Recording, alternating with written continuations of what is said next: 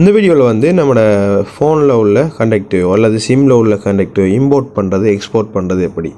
இப்போ நம்ம வந்து ஒரு சிம்மில் கண்டக்ட் சேவ் பண்ணிப்போம், அதை வந்து நம்ம ஒரு புது ஃபோனுக்கு போட்டிக்கோம்னா அதை எப்படி இம்போர்ட் பண்ணுறது, அல்லது வந்து ஃபோனில் உள்ள கண்டக்ஷன் வந்து ஒரு சிம்முக்கு வந்து எப்படி எக்ஸ்போர்ட் பண்ணுறது தான் பார்க்க போகிறோம்.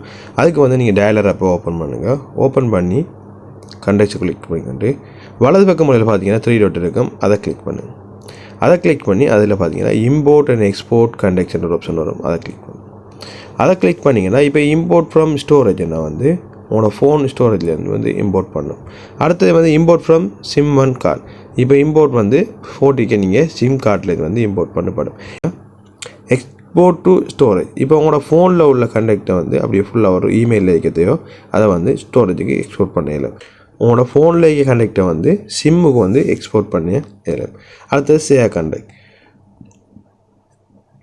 லாஸ்ட்டாக ஒரு ஆப்ஷனுக்கு இம்போர்ட் டு எம்ஐ அக்கௌண்ட். இப்போ ஏற்கனவே ஒரு எம்ஐ அக்கௌண்ட் யூஸ் பண்ணிப்பீங்க, அந்த அக்கௌண்ட்டில் உள்ள கண்டக்ஷனை வந்து நீங்கள் வந்து இம்போர்ட் பண்ணிக்கொள்ள இயலும்.